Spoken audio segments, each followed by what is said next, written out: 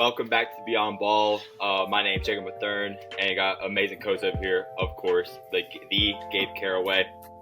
Obviously, it's gonna be a little shorter of a podcast today. We're gonna talk about probably our favorite sport to watch, and honestly, just to play. We're just gonna get straight into NBA talk. Best talk there is. I think we're just going to start straight off power rankings like we did the NFL, so it's going to be a longer part of the video. Gabe, you want to start with 30 through 26? I will. It's honestly, just looking at these teams, you just you get the sense of depression because I label them as the no hope tier because there is no hope. The only hope actually is Cooper Flagg. You can get if you can draft him because he's quite good at this sport. So number 30, it's the Nets. They got rid of Mikal Bridges. That's pretty much one of their only positives that they had. I like Nicholas Claxton. He's a good center. Cam Thomas is a dog. He's bad on defense, though. The defense is going to be bad all over the place. There really isn't. They don't have any. Dorian Finney-Smith is their best point of attack defender. That's not great. That's actually pretty rough. They added Bojan Bogdanovic. That's their signing that they got. I think they got from the trade off of the Mikal Bridges. Yeah, but still, not any better. So their pieces aren't good. Ben Simmons is still on the roster. I don't really know what's going to happen with him. He'll probably won't play. If he does, he'll be injured anyway. So yeah, Nets, kind of an easy pick for me to put them last. 29, I got the Blazers. They really need a lot out of Scoot Henderson this year. They need him to bounce back. He struggled last year, but I think he can bounce back. They got Denny Abdia from the Wizards, who I actually think is a pretty good player. Got rid of Malcolm Brogdon. They didn't really need him, so I didn't mind getting rid of him. Their big draft pick was Donovan Clingan, who I think could be their center of the future, even if they do have DeAndre Ayton, who I don't like a whole lot. So yeah, there's not too much to talk about with the Blazers either. Move right into the Pistons at 28. It's kind of the same thing. They're not close to being a good team. They have more pieces that I trust over the Blazers, that's for sure. Cade Cunningham's really good at basketball. Jaden Ivey I still like a lot. Maybe hasn't progressed like I thought he would. You bring in a new coach, JD Bickerstaff. Monty Williams just wasn't working out. I don't blame that. I didn't like him as a coach here, really. I didn't think he was doing a whole lot. It was good. They signed a bunch of veteran players: Malik Beasley, Tobias Harris, Tim Hardaway.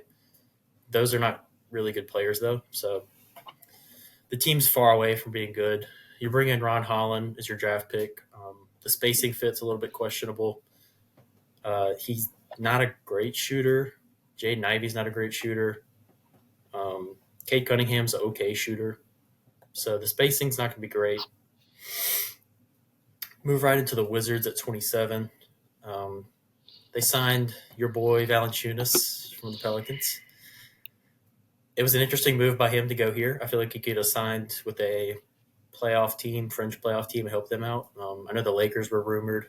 That made a lot of sense. They brought in Malcolm Brogdon, Sadiq Bey. Those people don't move me anymore. Malcolm Brogdon, Bucks legend, just not the player he used to be at this point. Drafted Alex Sarr, who was really bad in preseason. I'm not going to put a whole bunch into that, but he didn't look good. Yeah, he definitely did not look good. I don't want to put too much into that, though. So I think he could still be a great player. And a team like this, he could easily get the opportunity to become a great player because there isn't much to compete with here.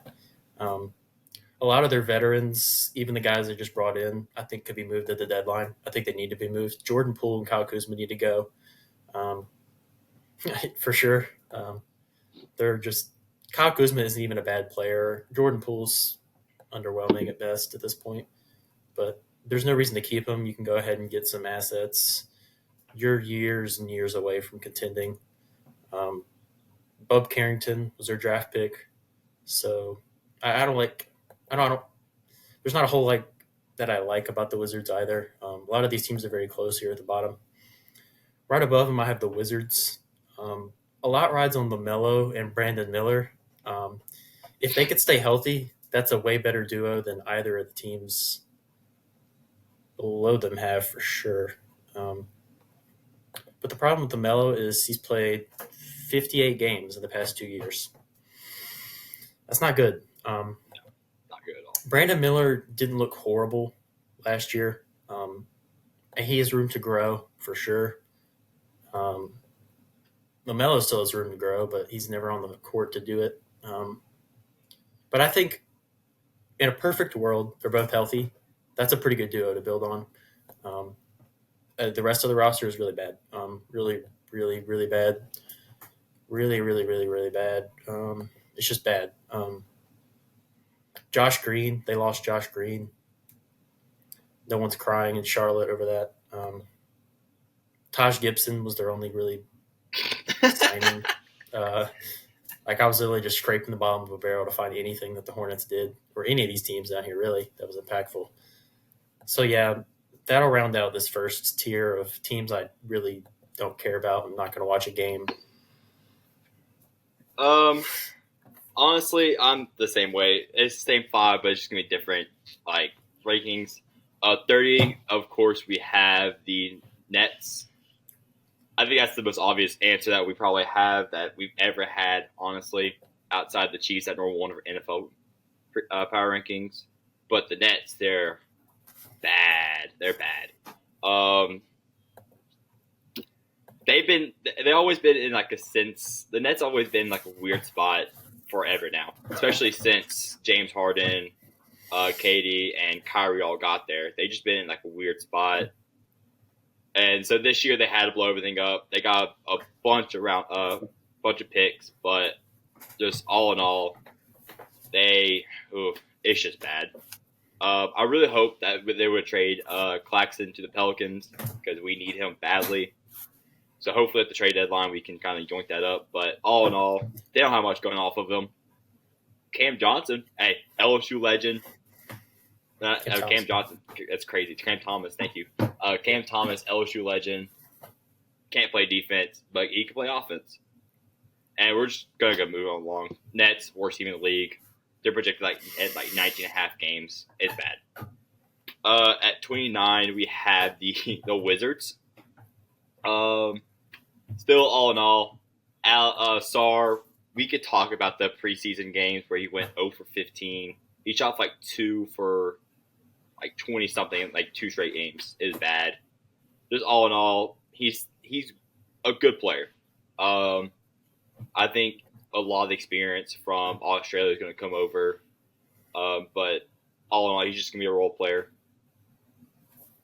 That's just the whole entire this class. A lot of these classes is just going to be a role players.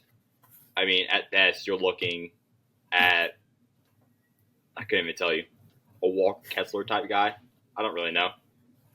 He just does nothing about him. The Wizards, Jordan Poole, love him to death. But gosh, he's had a bad year, very very bad year. Still don't know why they signed Jonas. Still trying to figure that out. That I still think as a Pelicans fan that Jonas should have went to a contending team because he could definitely help that out. And Kuzma is still a fashion whatever he is. Next is here 28. I have the Pistons. I think this is just a good spot for the Pistons. I think they can kind of shock some people and get to the top, to near 20 on power rankings. But it's just a lot had to go right. A lot had to go right. Tim Hardaway Jr. kind of it's just a weird signing. Like he can shoot, but at the same time he can't shoot. I mean, I personally saw him drop 40 on the Bucks' head. So it wasn't Hey, fun. Giannis Not put his Bucks. nuts on that dude's head like 6 years ago. I also want to point out that Tim Hardaway Jr. also dropped like 45 on the Pelicans with Kyrie and Luka out. So and they won the game. So not happy about that. But all in all, it's a weird spot. Pistons are in a weird spot. Hopefully they can grow. Hopefully Jade Hardy can grow as a person, as a player, and just be good. Ron Holland, I'm a big believer in Ron Holland. Always have been. So I think he's going to develop just fine in Detroit next to Cade Cunningham. Number 27, I have the Trailblazers. I don't really know what to say about the Trailblazers. You got DeAndre Ayton and Donovan Clingan both fighting for the center spot, and none of them make sense to go to a power forward spot unless it's 2K. So it's just, I guess Ayton's going to move to the bench. I don't really know. But I think Scoot is going to have a lot better of a year. I hope so, at least. I was a big Scoot believer out of the draft. I'm glad he went to the Blazers and not the Hornets because Hornets would have made him worse. But I think the Blazers are going to keep. I think they're moving in the right direction, if that makes sense. They got a cornerstone piece in Klingon, and Suit can turn into that corner piece that could potentially drop 20 and 10. It's just can he? At number 26 is the Hornets. You pretty much covered it all. I wouldn't be surprised if they drop down to the 29 spot. It depends if Melo's going to be healthy. Is Brandon Miller going to take a next jump? But if you're relying off Brandon Miller to be your best player, that's not good. Because he's good, but he ain't that good right now. Yeah. That's just going to run off that bottom five. I think that's for the best. They could all be that last place spot, to be honest with you. It's just comes down to that. Yep. All right, so we got the next five up. This is kind of my lower lottery teams fringe play-in. But play-in for these teams are just kind of like the bottom. A lot would have to go right. 25, I got the Bulls. I will commend the Bulls for finally getting rid of DeMar DeRozan. It was time. It was actually past due, in my opinion. Way past due. It's past due for Zach LaVine. They got to get rid of him. They got to. Vucevic as well. He's really fallen off. You bring in Josh Giddey for Caruso in the trade. I don't love the move. I think Josh Giddey's actually an okay player. To replace Caruso, though, I mean, you're not contending, so I guess you don't care too much. You just want the young piece. Pause.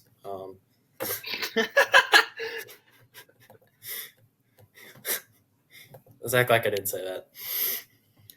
Oh, my. Jalen Smith, you signed. Jalen Smith could actually replace Vucevic, in my opinion. He's not actually a horrible player. He didn't get a lot of opportunity on the Pacers, but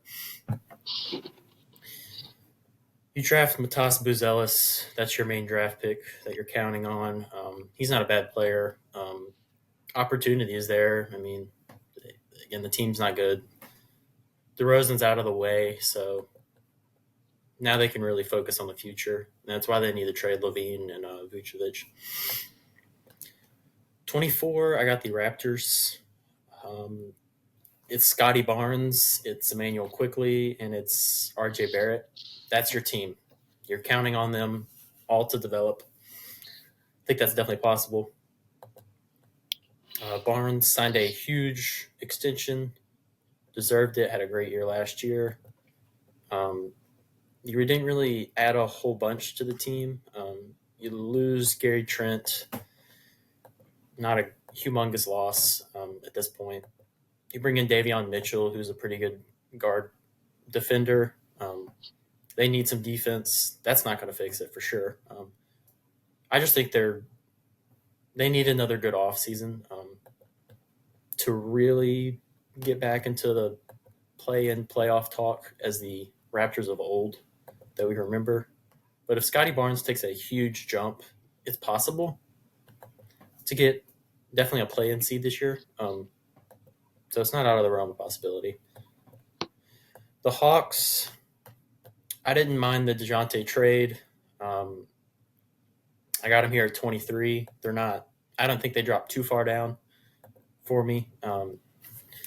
It's obvious the Trae Young and DeJounte era was not working. I think they had like a negative point per possession or plus minus when they were on the court together.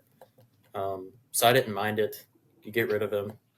You bring in, I mean, it's not a great return, but he wasn't an elite player either. You got in Dyson Daniels, Larry Nance also, who was actually going to contribute because that's just how bad the Hawks are. I know you missed Dyson Daniels on the Pelicans. It's so sad. Oh my gosh, he was gonna be the GOAT. He was gonna be the best player of all time. I already knew it. He was a good young player. He was a big guard, could shoot really well. So that'll help the Hawks a whole lot. Wolf. The front court is where I really have a lot of issues. Clint Capella is past washed at this point. Onyeka Okongwu plays center for them sometimes, and he's like 6'6", so that's not ideal. Onyeka Okongwu always goes ham when he plays against Giannis. It's kind of hard to watch. He's really trying out there. I commend that. But the front court, woof. The back court, woof. Zachary Richer, Yes. He's going to have to really, really live up to his hype. And he was not great in the preseason. But again, I'm not going to put too much into that. It's just something to mention. I'll just move right on to the Jazz at 22. It's very close, actually, between them and the Hawks. Obviously, the Jazz do not have a Trae Young. So you could argue the Hawks over them. They bring back Laurie. They sign him to a big deal. I don't know if this is a hot take. I wouldn't mind trading him. Bringing him back is not going to cement your contender status. You didn't have it anyway. So I think if you could have replaced him, I know Golden State was in rumors a lot to trade for him. I don't know who they would have gave up. Maybe Kuminga, I think, was rumored at some point that they wanted. I can see why the Warriors didn't do that, but that would have been a bad player to pick up. Jordan Clarkson's still there, but he just kind of is what he is at this point. He's going to get some buckets. He's going to give up some buckets. Keontae George, my GOAT, 2K23 GOAT. He was actually, I believe he was pretty much dominating in preseason. I mean, not preseason. It is preseason. Summer League. I think he's ready to contribute this year. Kyle Filipowski looked good in Summer League as well. I liked the pick. He fell pretty far. You do have Walker Kessler, so maybe some conflict there. Walker Kessler, I thought was going to take a step last year. Didn't. Still think he's a good player, though. So, yeah, I wouldn't have minded trading Laurie if I was the Jazz. He's ineligible now for at least a year to be traded, so kind of stinks for your future. Could have got some good assets for him. Right at the end of this group is the Spurs at 21. The Spurs, they were a hard team to rank for me personally. Wemby, wow, what can I say? I don't think I can say anything. I'm going to go ahead and spoil it. Defensive Player of the Year pick. He could win it the next 10 years. He's that good. He fixes so many errors on both ends of the court. You bring in Chris Paul. I don't mind the signing. If he can get an instant connection with Wemby, that's a pretty decent playmaking point guard. He's washed. absolutely, but he could still play the point guard role. They don't really have anybody else that could have really that I like a whole lot. Um, you still got Devin Vassell, Jeremy Sohan is still here. They're gonna have to develop. Um, Harrison Barnes, you get. I think it was part of the DeRozan trade, kind of a 3-team deal. If I'm not mistaken. So he's a decent wing player, but he's not anything incredible either. Um, their depth is still not good, but they're a team that I think could mess around in the play-in if they get there, if they get a decent matchup. I mean, you have Wemby, so anything's possible. I mean, honestly, I think that is a really good like middle tier, like bottom middle tier. At 25, I'm the exact same. I have the Raptors. Um, they're in a rebuild, but it's going in the right direction. Like you said, they need another off season. I do like their 19th overall pick in Jacoby Walter. I think he can turn into like a decent player. He looked halfway decent in the summer league, so hopefully he just develops off that. You got a good young core with Manuel Quickly, RJ Barrett, and I'm blanking, and someone else. Scotty Barnes. Scotty Barnes. Thank you. I don't know how I forgot. Yeah. I don't know how I forget Mr. Scotty.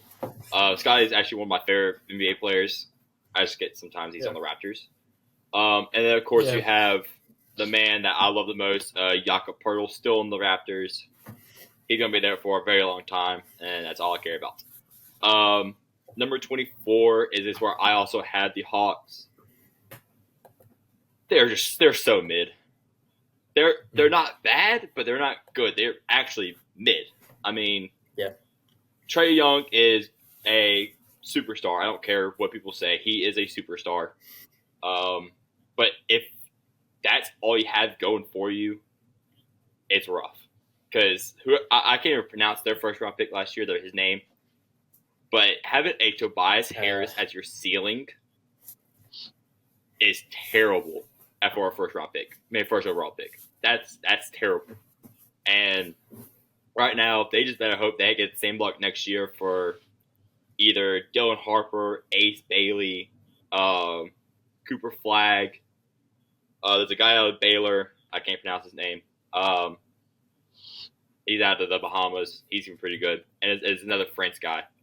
You better just hope they fall to you, all in all. Number 23.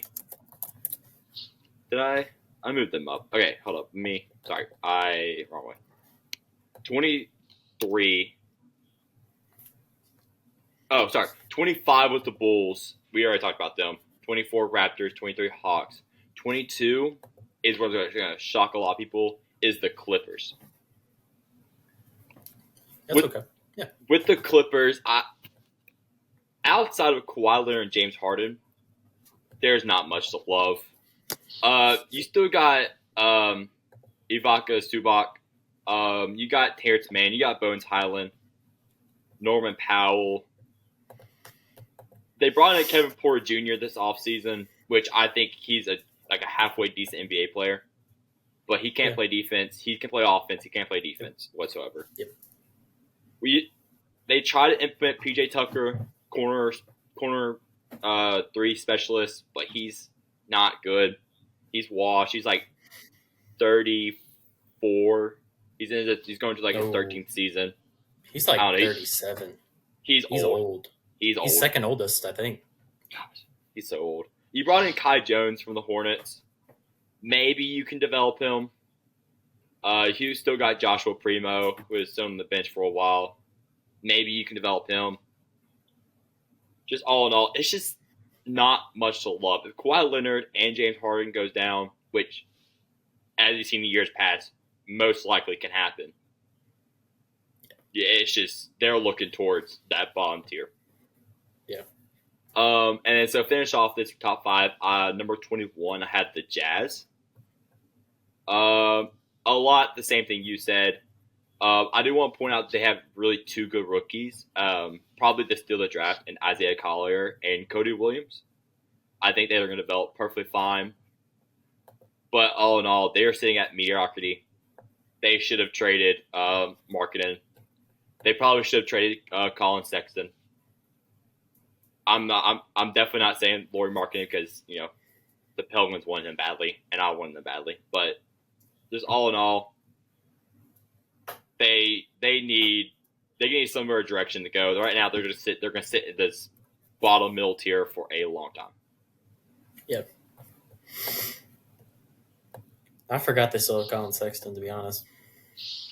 I love him to death, but I mean, he hasn't really developed long much. Overdue to be traded. And there was Bucks rumors before last season that he could have been. I would have minded him. There was Pelicans rumors before DeJounte Murray.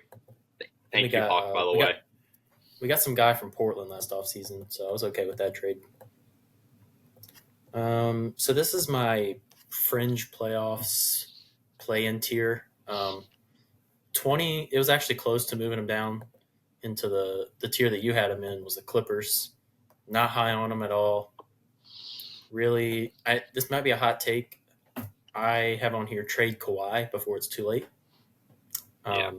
There is no chance to contend next year. I'm sorry. Even if you get a fully healthy year from Kawhi, that's not happening. Even if you get that, the team's still not good. James Harden, you're really relying on his Houston days to come back out of nowhere. That's not happening.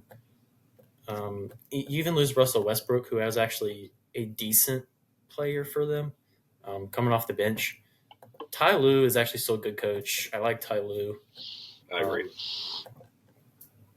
But the moves they made did not impress me. You mentioned Kevin Porter, Derek Jones Jr., who actually had a pretty good year with the Mavs. Chris Dunn, who I didn't even know was still in the league. He's actually a good defender though, so 2K that can legend. help him. Yeah, Nicholas Batum. They said I looked this up and it was in their transactions. I thought he was still on the Clippers, so maybe they re-signed him or something. I feel like he's always on the Clippers.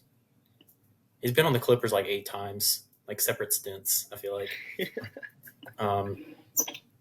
None of those moves are impressive. None of those moves raise their ceiling.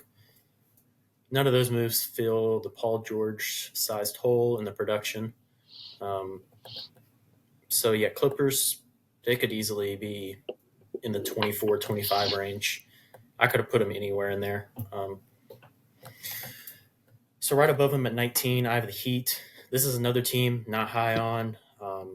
We kind of have a rivalry with them as a Bucks fan too. Maybe that's part of it. But, I mean, overall, their team isn't good either.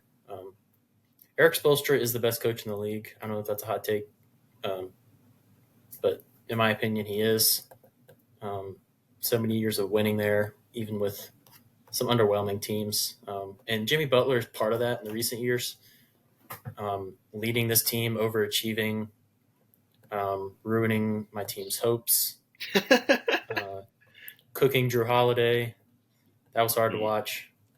But then when he signs as a Celtic, now that series didn't happen, so that's cool to see. He's only getting older. He was injured most of last year. They didn't make any good moves. They actually didn't make any really moves. Alec Burks. 2K, another 2K legend. I'm just shout out King of the Fourth Quarter. With that one, my guy Kenny, he's the GOAT. You lose Caleb Martin, who actually played well for them in the playoffs. He was cooking out there. He was always cooking the Bucks when we play him. Bam Adebayo is him, top 5 center. Not really much argument there. A little bit undersized. Would have liked picking up a true center, a bigger body, and let Bam play some 4. I think that would have just been a great move. There was a couple guys in the draft I thought they could have got. Remember the guy that they drafted. Kel Rare. Yeah. He played amazing in the summer league. I'll talk more about him later as well. Okay. Yeah. I kind of wanted him as a Buck. He was one of my He was one of my draft hopefuls that we were going to get. I think he went a little before us, wherever they picked that. So yeah, he not a lot to love. I guess they could overachieve again if Jimmy Butler really goes crazy. Um, but I think 19 is a good spot for now. Rockets, I have at 18. This seemed to be a little high from what I looked at other rankings. Um, but there's a lot to like here. I don't know. Like, I agree. am I crazy for not liking this young core that they have? You are not crazy at all. Ime Udoka is a proven coach. Kind of forgot that he even went there. Obviously had a lot of success this year with the Celtics. Steven Adams, I forgot, was a Rocket because he was injured all of last year. I think he's a pretty good because they need some defensive help, they need some rebounding help down low. That's a good move. Jabari Smith can play 4. I think that's where he's best fitted for, in my opinion. But yeah, to touch on some of their cornerstones, they have Alpi. He's a great up and coming power forward. Jalen Green, I still like. Maybe hasn't developed like I thought he would, but he's still a really good young guard. Amon Thompson is a dog. He's just going to get better. Reed Shepard, they drafted. That was their big draft pick. I think he's going to add a lot to this team, too. They still got Tari Eason, who's coming back from injury, LSU legend. He's underrated, very underrated. Just needs to come back from his injury. Fred VanVleet, Dylan Brooks are also here. Those are kind of the more veteran players. Dylan Brooks, he's going to give you that defense. He's going to get in other players' heads. Something they need, actually, when I looked at the roster. He's actually an important piece to what they do. So I think 18, this is a team I could see shocking some people and going up a few spots. Wouldn't shock me, but for now I got them at 18. 17, this is where I have the Lakers. I didn't love this selection for me here. I thought they could have been a little lower because they really did not do anything. JJ Redick. That's I don't know how I feel about the JJ Redick era. First time head coach, coming off a podcast. I don't know. I'm not saying he's not a great basketball mind. He is. He is a really good basketball mind. You hear it when he was commentating games. He actually knows ball, unlike Doris Burke, like he'd be commentating with. So yeah, I like JJ Redick. Is he going to be a good head coach? That's hard to say, especially first year. They're really counting on still contending this year with LeBron. What does he got? Who knows how many years he has left, but it's getting close, you'd think. We hope. Dalton Connect is their draft pick. I like Dalton Connect. I think he could contribute. Anthony Davis obviously is still here. That's their best player. Anthony Davis is going to have to carry a lot of the times. I think LeBron even last season kind of realized, okay, I need to get the ball to AD. He's our main guy. I need to run the offense through him. Slightly mentioned earlier, they had a lot of targets that they missed on this offseason. DeRozan was in the rumors. Valanciunas. I believe Clay was also rumored for a while. Any of those pieces would have helped. They missed on all of them. It's kind of hard to believe, but they did. Coming off a gentleman's sweep by the Nuggets. I just don't know. I don't. They could easily not make the playoffs. They could be a play-in and out team. So yeah, 17 is where I have them for now. Not loving it, but right above them I have the Warriors, a team I kind of feel similarly on. Steph Curry is still that dude. We know this. Draymond Green is still good when he's not, getting suspended. When he's out there on the court, he's still their leader. Obviously, he's really the heart and soul of the team. You lose Clay. It's a cornerstone guy. He's been there forever. It made me feel old, honestly. seeing him leave. He's been there so long. Just seeing the three of them dominate for so long. I mean, I wasn't exactly happy when they were doing it, but I could respect it. Steve Kerr, I have my doubts about Steve Kerr at times. He does look great. At times he doesn't. It's kind of wishy-washy, but I think he can still be a good coach. He can get the job done. Speaking of Clay, Buddy Hield is really the replacement they brought in. Buddy Hield, not not great. He's still an okay floor spacer. He's going to shoot his threes. He's going to get them up. He's going to make some. I don't think his percentages were too bad last year, if I'm not mistaken. The Anthony Melton they bring in for some perimeter defense. Not a bad move. Kyle Anderson's another guy they brought in. I think the biggest thing that they need is the young guys to step up. They got AirPods. They got Kuminga. They got Moses Moody. They need all of those guys to step up. And if they can definitely move up a couple spots. But I think 16 is not a bad spot for him for now. It's, again, a lot of the same. I think really it's 2018 and then pretty much 16 to about 12-ish can be a lot of interchangeable pieces. Depends how it goes. So at 20, I actually have the Spurs.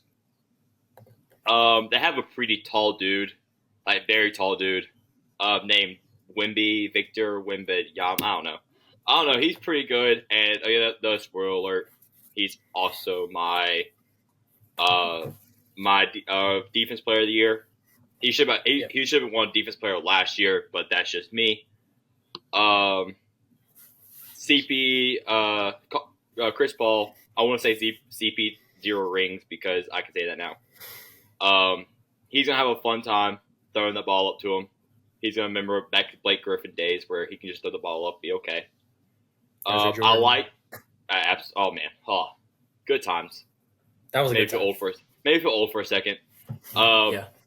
Maybe later I'll edit like a small little something right here because I feel like it. Tribute. Another tribute. I really like Stephon Castle.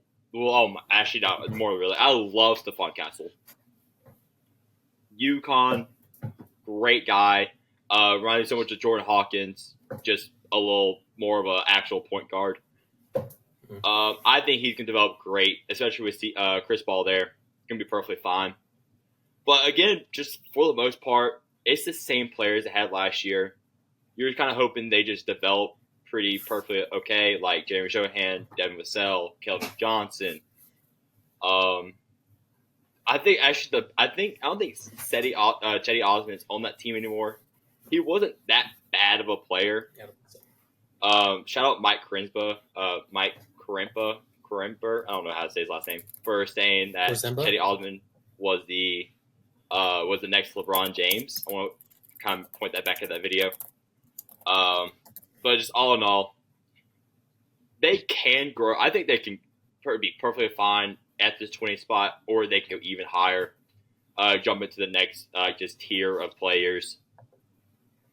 But all in all, I think 20 is a good spot for them. They got better, but you gotta remember that also was one of the worst teams last year. They just hope they can get women the ball. At number 19 this is where I had the Warriors. As I call them, they're Curry and friends. They're gonna win games. Curry is still him. I think Moses Moody is still a good player. You still got Tracy Jackson Davis, Kuminga, Andrew Wiggins, Kevin Looney. You still got pretty much the heart soul of the team in Draymond Green, but there's just something about losing Klay Thompson as the franchise piece that's been there for 13 years. They've been playing together for so long. It's gonna hurt but I think all in all, they're perfectly okay. You got new additions as D'Anthony Melton, Buddy Hield, and Kyle Anderson. Kyle Anderson, I went to a Pelicans Grizzlies game, and I saw Kyle Anderson warm up in my own eyes. He's the slowest player I've ever seen, but somehow he makes it work. I don't know how, but I think Buddy Hield he's back and forth. He reminds me so much of Tim Hardaway Jr. with his shooting because some days he's hot, some days he's cold. Hopefully, Steve Kerr really develops some of these younger guys. I think they need to trade Andrew Wiggins out of there. They're probably gonna pack up Moses Moody because Moody hasn't really shown much as we thought he would. Yeah. But hopefully they keep developing young guys and they just move on to next year. Hopefully Curry can give up the last few more elite years. But again, I think it can be a lot higher than this. It just depends how they go. At number 18 is this where I have the Houston Rockets. They are gonna probably be better than this. I can't see any scenarios where they can't. Yeah. I think the big thing is they are still very, very, very young. But you have veterans like Fred VanVleet, Dylan Brooks, like you said. Even though I just really hate watching Dylan Brooks, I hate watching him. He's still a good NBA player. But then you got amazing young people like Alperen Sengun, Jabari Smith Jr. They even got AJ Griffin from the Hawks. I don't know if you remember his rookie year. He was lights out from 3-point range. He was about like 38 as a rookie. So I think he's another great player. If you have Jayshawn Tate as your 10th or 9th man, you're doing pretty good for yourself, honestly. You still got Amen Thompson. You got Cam Whitmore, where LeBron said Cam Whitmore is going to be an absolute dog in this league, and I completely agree.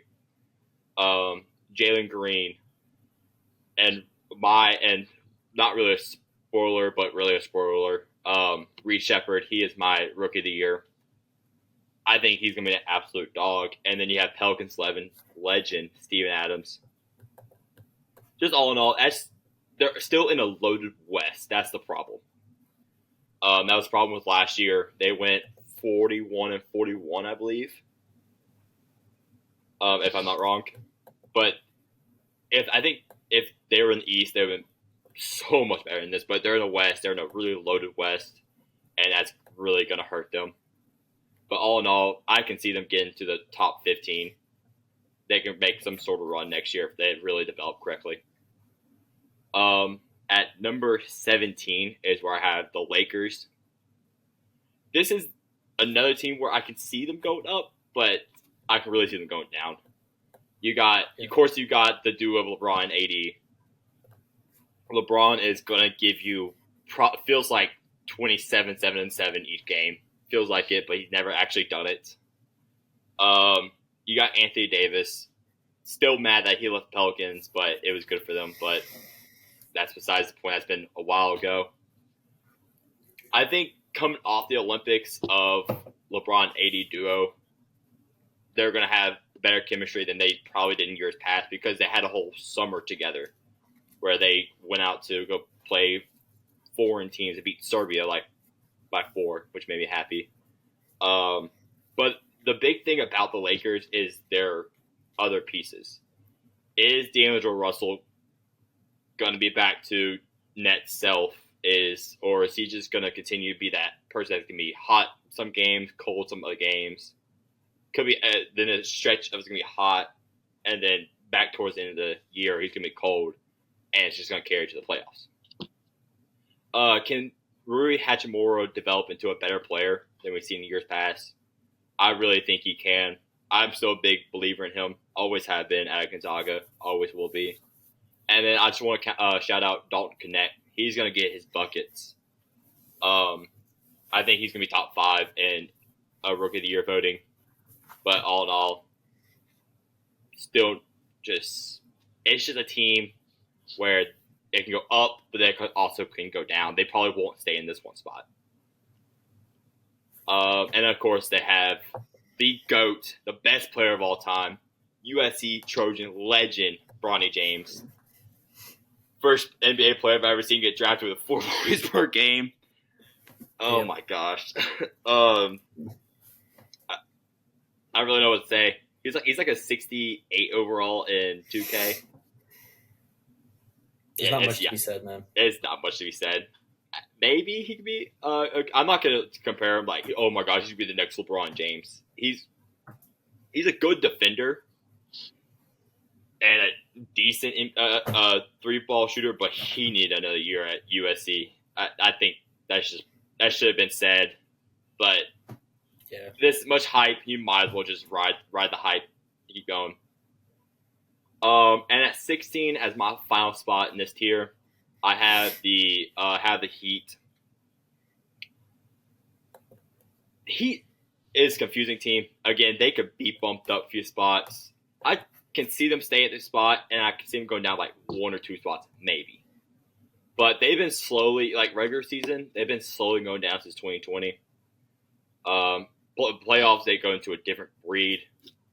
Um, Poor Bucks been absolute manhandled by them. I felt bad for them. I really like Kel'el Ware. I think that's how you pronounce his name. I'm gonna know his name eventually because I think he's yeah. gonna be a good NBA player. You still have Jaime Hawkins, absolute dog. Just develop. Is he gonna develop? Because he is on the older side of rookies, like of last year. He's like 23, 24 now. Yeah. Can he develop? Can he get off? Can he build off a really good rookie year? You got Bam. What cannot be said about Bam Adebayo? He's the one of the top five centers league. He was in the Olympics for a reason.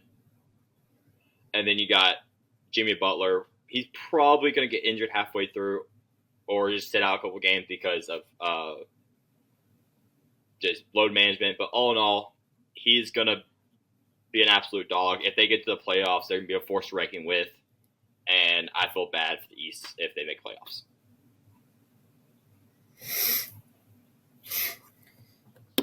All right, moving into the top 15 now. Um, this is my could shock people tier.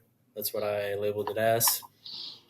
And the first team, I have a lot down for them. I know I'm going to let you talk on most of them, but it's the Pelicans. I particularly struggled with the team I have right above them, which I'll get to. It was very close swapping those two. So the main thing you talk about the Pelicans, it's the DeJounte trade. Um, Great move. You like Dyson Daniels, but I think it's a good move. Um, DeJounte, he could play point guard. I think they'll just keep CJ there. CJ, I think they should try to trade. I don't know at this point. You think you need to, if you're the Pelicans, you need to get, not give, unless you're getting a center. Who is going to play center? I have no clue. Daniel Tice, like really? Is that what we're doing? It's not good. I'll let you kind of dissect the rest of the roster. Herb Jones is a sleeper defensive player of the year pick. I just think he's top three wing defender for sure. Maybe the best. I don't have a problem with that. Um, Everything's around Zion and Ingram. Can they stay healthy? Zion played 70 games last year, an improvement, a really good improvement. Beautiful. Brandon Ingram played 64. When they're both out there, it's great. Um, but you got to get them both out there. That's the thing. So there's a really wide range for the Pelicans. It really depends. I'll kind of move on to my next team, which is the Kings. It was them or the Pelicans. I thought about flipping them. Of course, the Kings' big move was getting DeMar DeRozan. How much does that raise their ceiling? Not much, really. I mean, he's better than Harrison Barnes, so he's a good trade, I guess. But he's got the experience, obviously. He's got the shot making for mid range, but the ceiling, how much does he really raise it? I don't know. The spacings might be a little bit suspect. He's not a 3-point shooter at all. De'Aaron Fox improved his 3-point shot greatly last year, so that was good to see. They're going to need some other guys to step up. Kevin Herter had a really year last year. Sabonis is still him, probably a top 5 center, top 8 center, somewhere in there. But he's not really a floor spacer either, so I think spacing is a big issue. Um, Defense is a little bit suspect, as I said. DeRozan is not a good defender. Um, they disappointed last year on the whole, the Kings. We all remember the 2023 run that they had, like the beam. It was Like great. the beam. It was it was fun to watch playoff basketball in Sacramento. It had been so long. So the Kings, could they get back to that run that they had, make the playoffs, and put up a fight? I think that's possible. Um, or could they end up in the play-in and are out like last year? That's possible too. I just don't know how much DeRozan's going to help. Um, I do like their coach. I think he's a really good coach, underrated for sure. So I got him at 14. Right above him, I got the Pacers. Um, your team is Tyrese and Pascal. I mean, that's your focal point. You're going to run through them. We saw that in the playoffs. We just need Tyrese to return to his in-season form, where he was cooking the Bucks. It was pretty hard to watch. Malik Beasley, we tried to put Malik Beasley on him. I laughed real hard. But, I mean, if you can get that form of Tyrese, this is a high ceiling team. I love to hate on him, but, I mean, he's good at the sport. Pascal's really good, too. He was always underrated in Toronto because they had some stinky teams once they won the championship. So the rest of the team, it's well coached.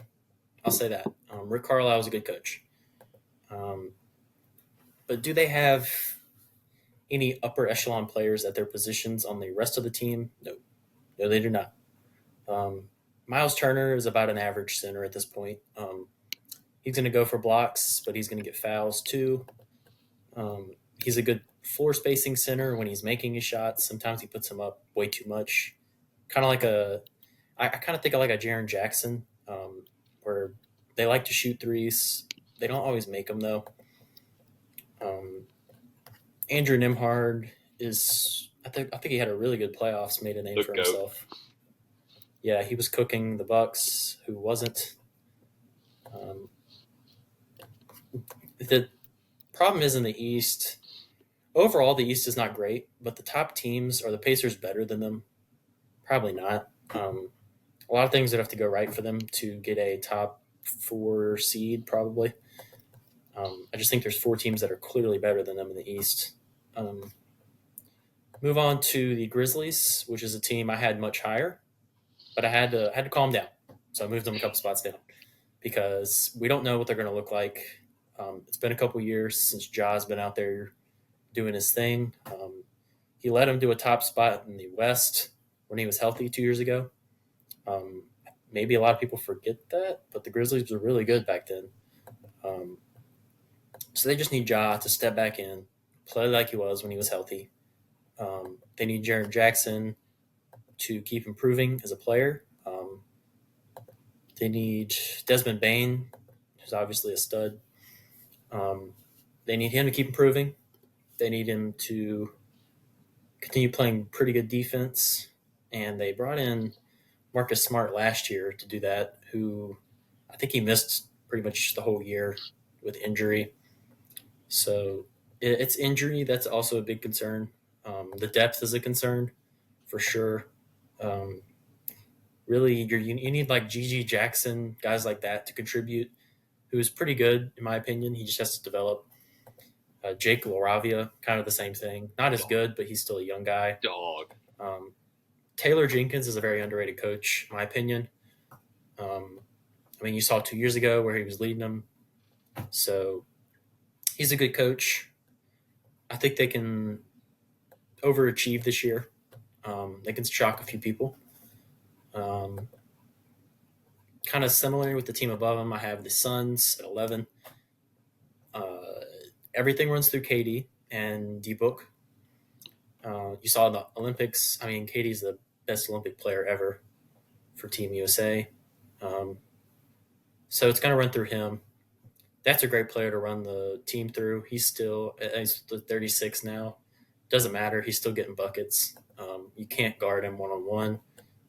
Devin Booker, same thing. Gets buckets. Can't do anything about it. Um, Grayson Allen, really surprised a lot of people last year. Was shooting the lights out of the ball. Got a big contract extension, I believe, this offseason or towards the end of the year. Nurkic at center is not great. He's kind of always been average, but at this point, he's below average. So their bigs are very concerning. Not a lot to love there. And then obviously Bradley Beal. We don't know what we're going to get out of Bradley Beal. Huge contract. You can't really move him, even if you wanted to. I think they're best giving this big three another year. Bradley Beal is not going to return to his Washington form. I just don't see it. If he can just find a role as the third option, hit his shots when they need him to. If Katie and Booker aren't having a good night, he can step in. He can still get buckets. He has that talent. He just got to tap back into it. They bring in Tyus Jones as their point guard, who actually really like that move. Point guard was a concern last year. They lost Chris Paul last year, who's falling off anyway, but they didn't really get a stable replacement. Monte Morris is another guy who could contribute in the backcourt. So it's not great, but defense and their bigs are a concern for sure. And that's going to limit how high they can go and also be the result of how far they can fall. And yeah, that'll round off this group. Yeah, at 15, I'm going to go straight to it. 15, I have the Pacers. So with the Pacers, I think this is a team that could fall drastically if you really think about it. Yeah, you have Tyrese Halliburton, you have Miles Turner, you have Pascal Siakam, you even have Obi Toppin, which I think Obi Toppin's a good player. He's overhated. He can jump out the building, and he's gonna give you at least 12 points a game ish. You have T.J. McConnell, and then you have Jarris Walker. A lot of people forget about him because he was injured a lot last year. So I think he can develop perfect. He can develop better. You have Benedict Mathurin, and you have the GOAT Andrew Nearbarb, and then you have Isaiah Jackson. It's a young team. The only person above 10 above at the oldest really is Miles Turner has been in the league for 9 years. T.J. McConnell is 9 years, and then you have James Johnson, who doesn't touch the court, been in the league for 15 years. Other than that, you have Pascal's been there for 8 as well, but just outside that, the oldest ones around, I think Tyrese and Aaron Nesmith. So it's a young team, but they have a good young core. I think if they don't do that good this year, this could be a good wash year to have. And they load up for next year. They probably get a little more veteran help, and they're just going to jump straight into next year. The biggest, I think, they didn't really make good moves for the offseason. They signed James Wiseman. There's not much to say about James Wiseman anymore. Yeah. He had his chances in Detroit. If you can't go play with Detroit, you really can't play anywhere else, especially last year. Because how bad they're starting Isaiah Stewart over you, that's bad. But Ben Shepherd and Jarris Walker should develop a little more. Ben Shepherd looked good at times, looked like a good NBA role player. Jarris Walker is going to be I think on the fringe of All-Star in a few years. He's got to get to that level. He could be. At number 14, this is where it's going to probably shock a lot of people. I have the Magic. I didn't want to put them this low at all. I didn't because I love the Magic. What is there not to love? You have Paulo Banchero, who's going to be a top 10 player in the league this year, as I am trying to pull up my notes for them. But for some reason, I can't. There we go. He's going to be a top 10 player this year for them. He's going to be in the league, top 10 player in the league for them. You have Jalen Suggs, John and Isaac. The defense is not going to be a problem with this team. You still have Jet Howard, Anthony Black, Cole Anthony. You picked up KCP from the Nuggets.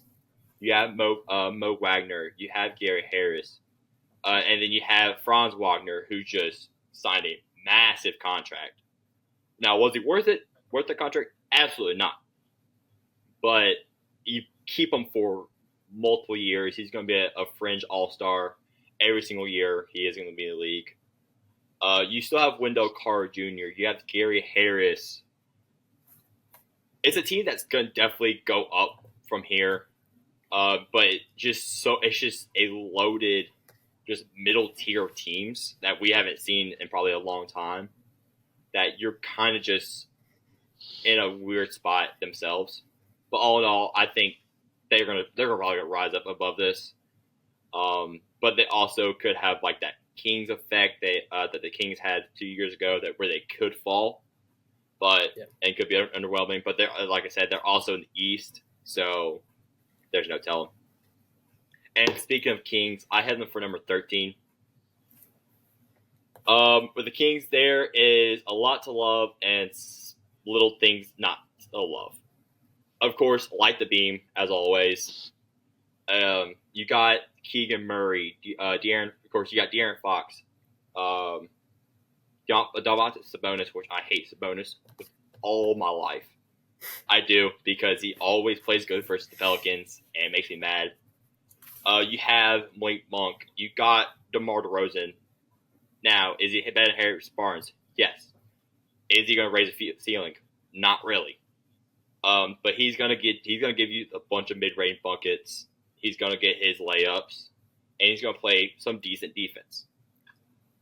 You have Keon Ellis, which I love Keon Ellis. He was really good last year. I think he's gonna continue just developing, but I think the big loss is you are losing.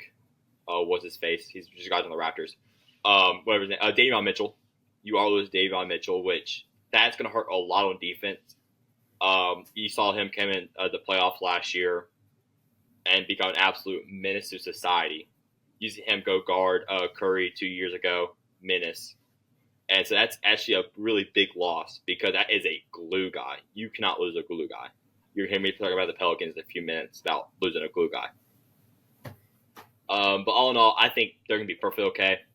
They're probably going to stay around this spot. They're probably going to drop a few, but as long as De'Aaron Fox keeps getting his buckets, Sabonis keeps being a top 3 center in the league. Oh, not really top 3, top 5. I'm going to do that. But just all in all, they're going to be okay. They're going to be probably a force to reckon with when it comes playoff time. And so, yeah. So as we go into number 12, this team, it has a lot of uncertainty if you really think about it. It's the Cleveland Cavaliers. Last year was such a weird year for them. They were good. They were really good when Evan Mobley wasn't playing, when Darius Garland was out, when they were both out for a long period of time. They were really good. They were one of the better teams in the league. But like their starting five is really good. You have, of course, you have Donovan Mitchell. You have Evan Mobley, Jarrett Allen, Darius Garland, which I still think Darius Garland is a good NBA player. If he returns back to his all-star self, he's gonna be they're gonna be perfectly fine. And then you have Max Strus, where with Max Strus, he's gonna shoot, and he's gonna shoot his threes. You have Harris LeVert, but really outside of that, it's not looking too good. You got Jalen Tyson, their first round pick, their first round pick, I believe. You got Craig Porter Jr., which I don't remember much from last year. That first half of the year where Craig Porter Jr. was the backup point guard, he looked like an actual decent player. Then he got injured and just fell down from there. And then you pick up Ty Jerome. But the Cavs, you're just really hoping Garland can get back to their 2021, 2022 self. You're hoping they can stay healthy. And the big thing, can Evan Mobley take a jump offensively? Because defensively, he's amazing. He's probably a top 3 defending center, forward. Probably a top 3 shot blocker in the league. You got Jarrett Allen being center. I don't really want to go in the paint on that, but all in all, can he take a jump offensively? He signed a big old contract extension. Again, was he worth it? No. Can he be worth it? Absolutely. It's just, can he develop to be worth it? And to round off my top 5, I hate this team with an absolute passion. So bias can come to play, but I don't really care. This one is the Memphis Grizzlies. I personally saw them absolute jaw come back that first game, him back, drop 50 on the Pelicans. I'm sitting there in disbelief, sad. He's a game winner floater. I'm sitting there, I'm like, well, crap. And a few days later, he gets injured and out for the season. And I'm like, that's out of nowhere. So with the Grizzlies, I actually just moved them up a little spot just a few minutes ago because I look back through their roster. There's so much to love. Of course, you have Ja and you have Jaren Jackson Jr. and Marcus Smart and then Desmond Bane. But you got to look at their younger players. They have Brandon Clark, Gigi Jackson, Yuta Wannabe. And I don't know if Yuta is one of my favorite players actually of all time because that man can shoot that thing. That's all I can say. You have Santi Aldama. You have Jake Latravia. I would say his name. And then probably going to be the steal of the draft of this past year. There's no way about it. Zach Edey, he's going to come in, be your backup, probably your starting center year one. He's 23, 24, reigning player of the year, Purdue legend. There's not much there. Honestly, there's a lot less like about the guy. His defense, his perimeter defense needs a lot of work, and of course his 3-ball needs a lot of work. But when you have a guy with that touch off the glass and plays defense like he does, with Jaren Jackson Jr., who can provide that shooting and get out of the center position, there's no way about it. Going to be really good, and they're just going to keep on going in the right direction. And that's going to round off my next list.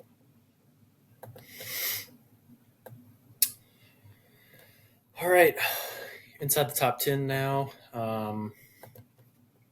This is a team.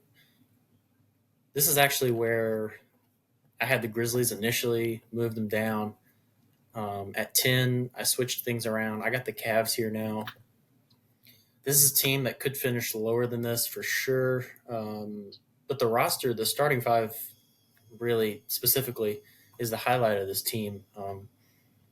Garland, Spida's still here, Evan Mobley, Jarrett Allen. It's really the 3 spot that for the past couple years, there's not a lot that they've had at the small forward position. I think they've tried a couple guys. They brought in Max Strus last offseason, who I believe tried to play some small forward at times. Isaac Okoro is still there, which he kind of is who he is at this point. Just looking at the roster, I don't know who's going to fill in at that 3 spot. You could put Karis LeVert there. That's probably the best option, in my opinion.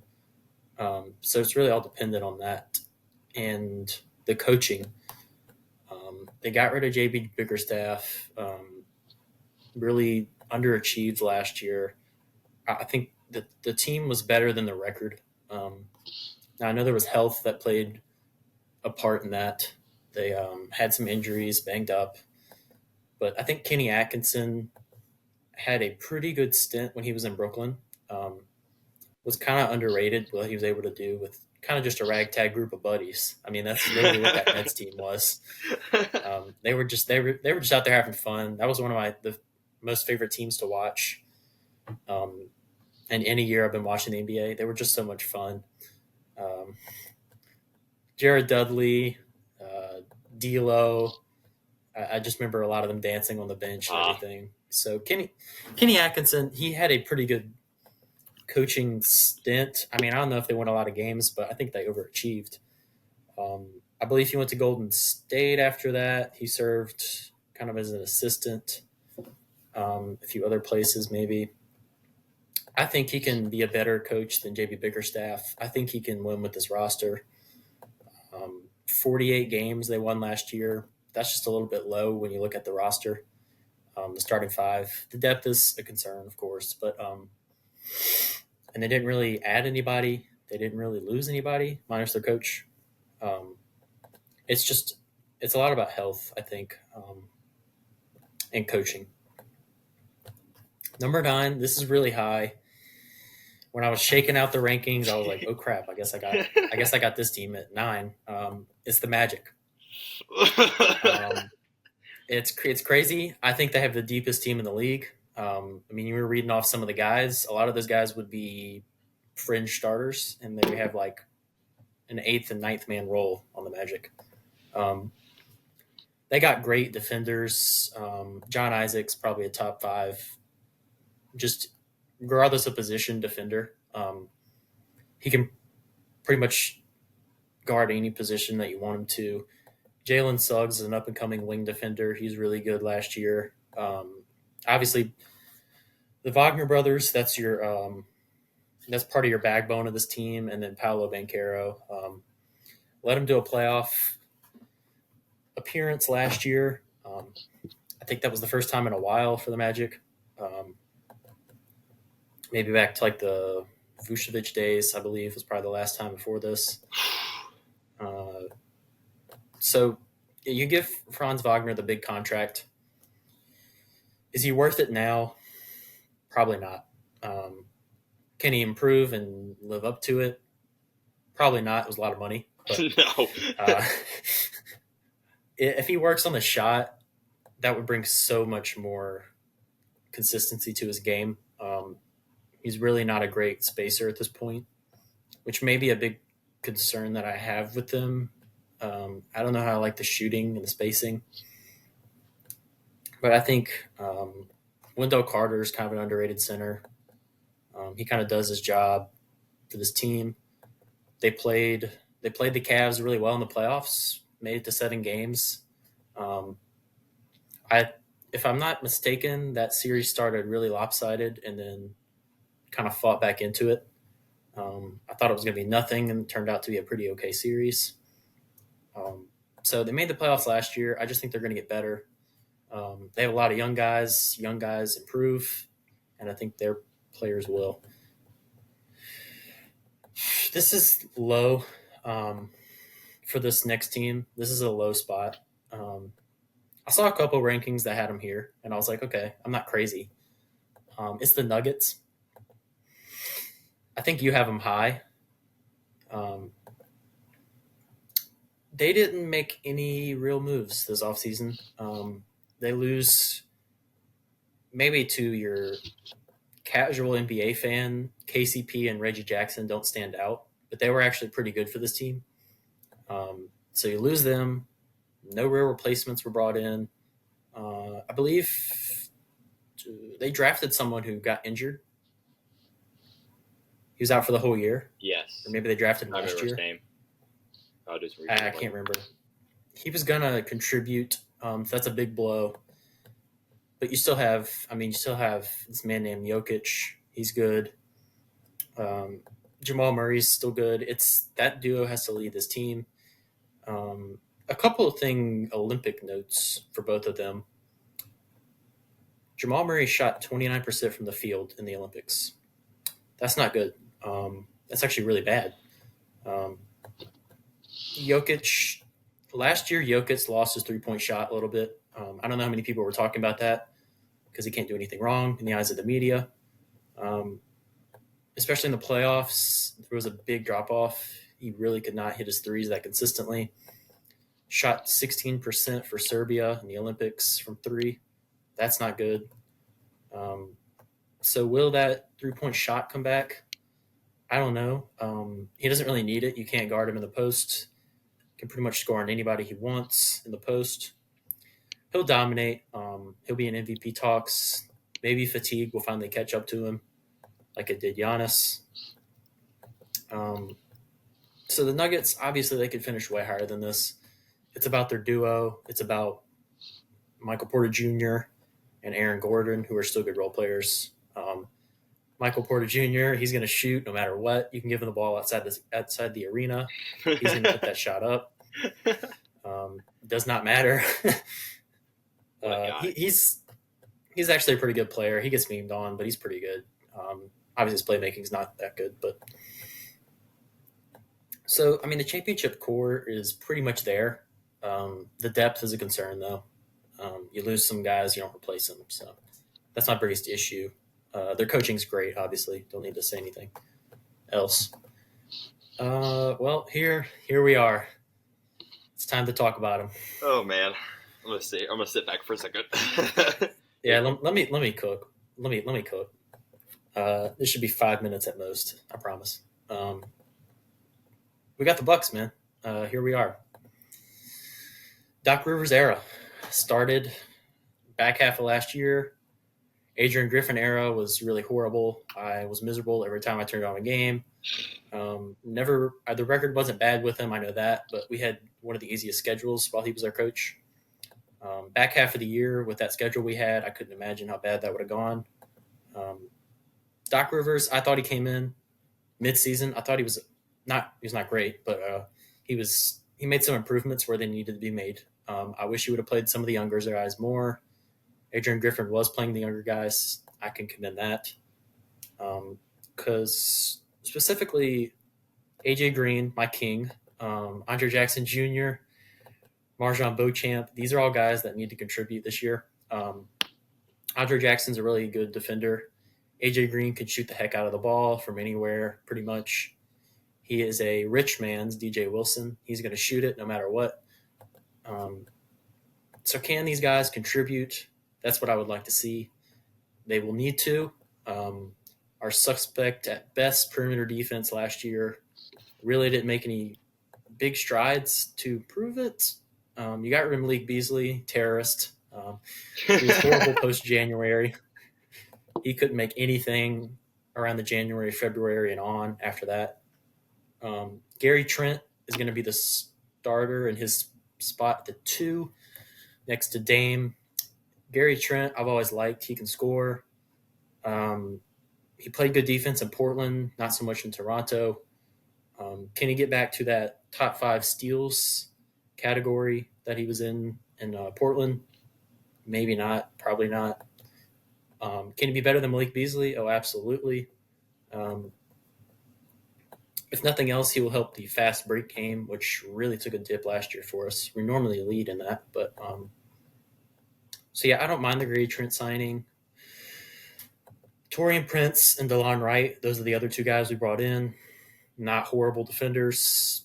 Are they great players? No. I think it's depending on the role that you give them. They can make plays. They can hit shots. Taurean Prince was up and down for the Lakers. Lakers fans probably will tell you the same. DeLon Wright is a big guard, bigger than really was rolling with Patrick Beverly towards the end of last year. That's who we had coming off the bench. Not great. I mean, he was a bulldog, but he was really undersized. I think DeLon Wright is going to add a different element to our backup guard spot.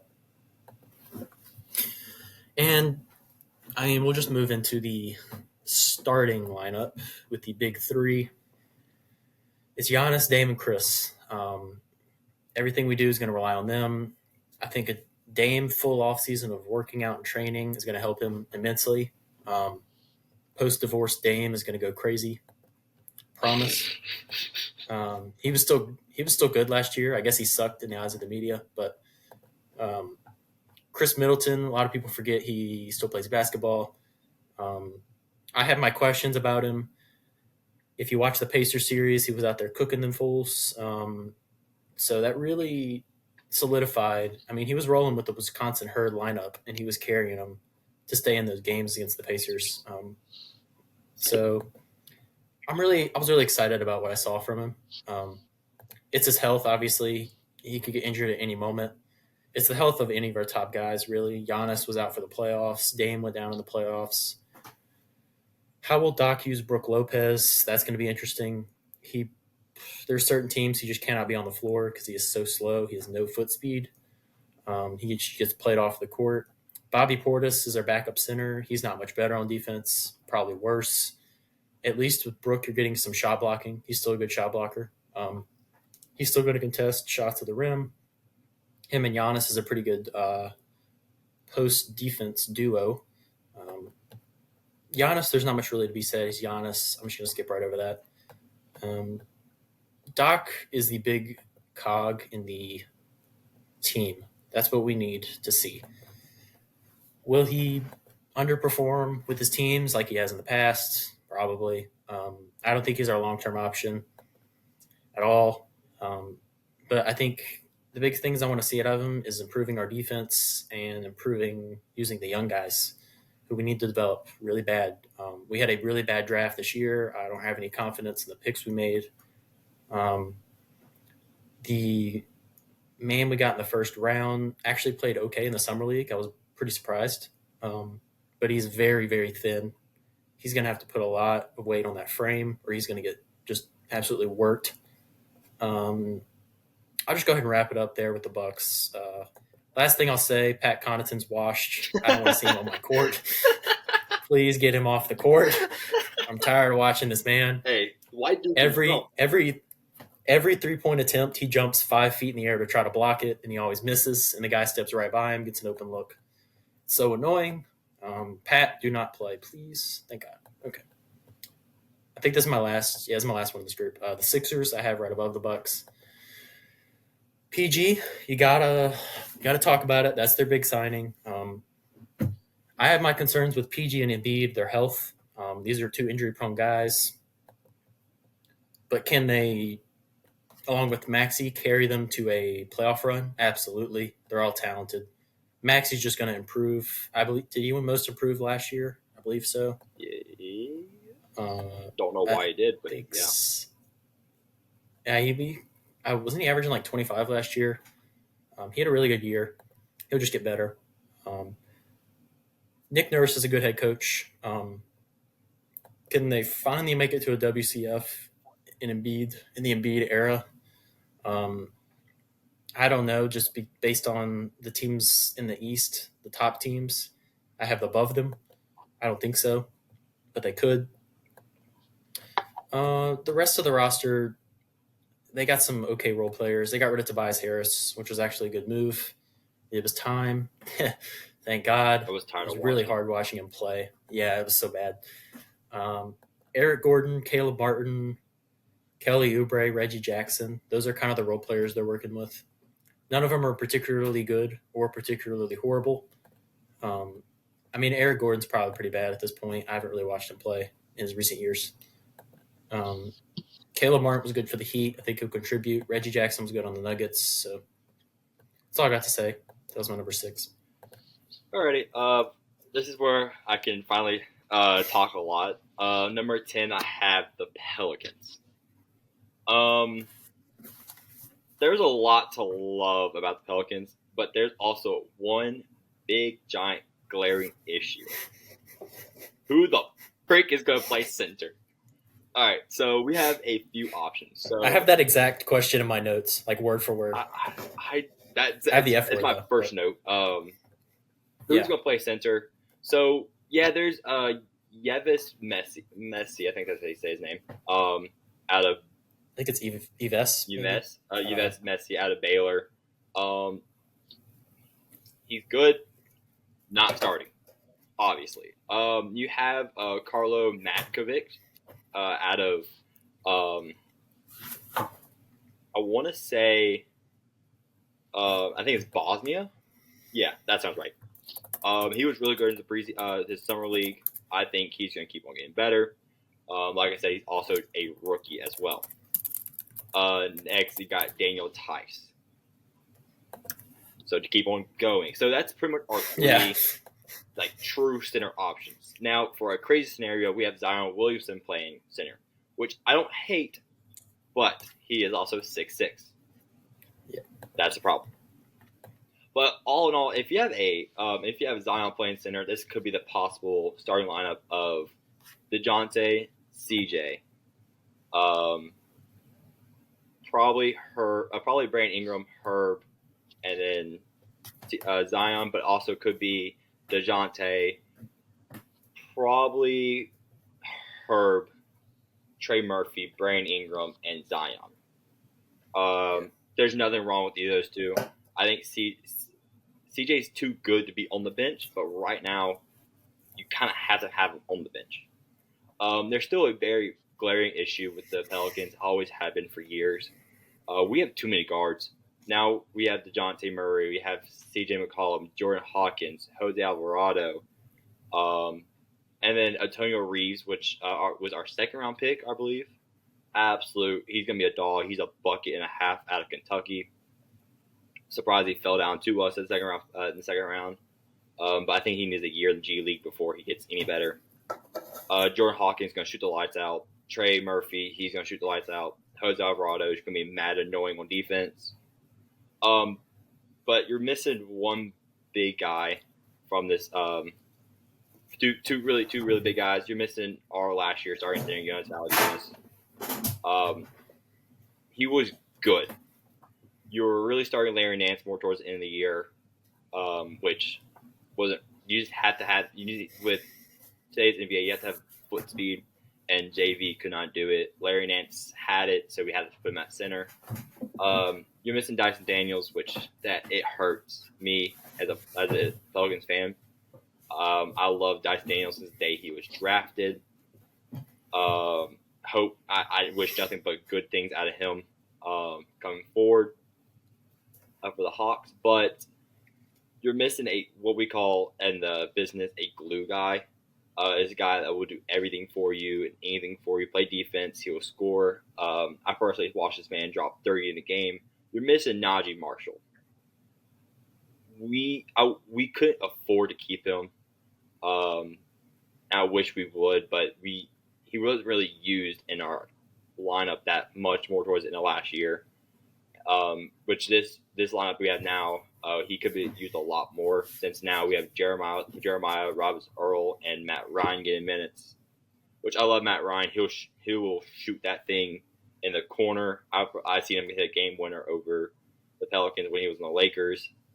But having Najee Marshall as the glue guy who can be inserted to a starting lineup, it's going to hurt a lot.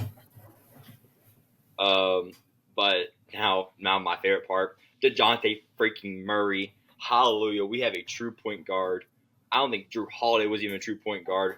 I don't know when the last time we even had a true point guard. I know Lonzo was the big one we had. Eric Bledsoe, dude. All right, so pretty much keep on going on. I'm so glad if I watch a game of Eric Bledsoe ever again. But we have DeJounte Murray, him, one of the better defensive guards. We have him. You still have Jose Alvarado. You still have Herbert Jones. Just great defense all around. It's going to make up for CJ's non-defensive presence. Still going to make up for Matt Ryan being off the bench and Brandon Ingram's lack of defense. Big thing is, can we stay healthy? I sure hope so. Zion played 70 games last year. That was the best time for a Pelicans fan because I feel like every time he got to play, he played great, and then he get injured, and then you're questioning yourselves like, is he coming back? Well, he was back last year. Can he keep it up for next year? I really hope so. And I'm just gonna go. I'm gonna leave it at that. Hopefully, we pick up someone between now and October. We pick up a center, or we do something. If not, we have to wait to the trade deadline, figure out something, and hopefully trade for a center. Hopefully, we just go grab. I don't want this. DeAndre Ayton, hate it, but Nixon Claxton, is the big two I'm looking for. Even Jarrett Allen, Wendell Carter, just hopefully someone like that trade deadline. And we'll just go from there. At number 9, this is probably lower than a lot of people really want, but is the Villanova Knicks. You have Jalen Brunson. That's the main you think of when you think of the Knicks. He's one of the best players in the league, probably a top 10. Should have been an Olympic player, but we're not going to get into that. You have OG, you have Josh Hart, and you have Mikal Bridges. Those are the fellows from. Oh, sorry, and Dante DiVincenzo. That's the fellows from Villanova. They played together in college. They won a national championship in college, and they're gonna win some playoff games in the NBA. You have Julius Randle. You still have Mitchell Robinson, which he was hurt a lot last year. Just hopefully he gets back healthy and just plays a full good season. You have a guy I really like out of Precious Achua. But again, he's undersized. He's standing at 6'8". He's undersized at forward and even. Because he plays a lot of center. But the big person they're really missing is Isaiah Hartenstein. Isaiah Hartenstein Knicks was probably the best hit Nick I've ever seen in my life. He had a small stretch of games where he went absolutely crazy on rebounding. And I said that as a joke because obviously he's not even close to be the best Nick of all time. But losing him, even though he was getting paid a lot and it could be a fluke year, losing him is huge. You're losing a lot of rebounding with that one.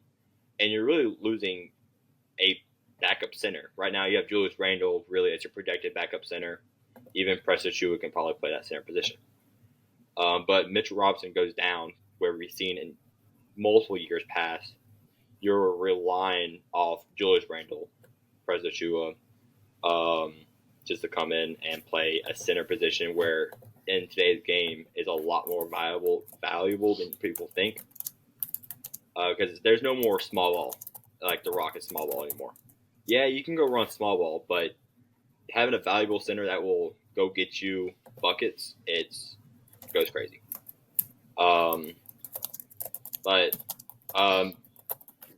Freaking Tom Thibodeau will absolutely run this team into the ground. They will play 40 minutes a game.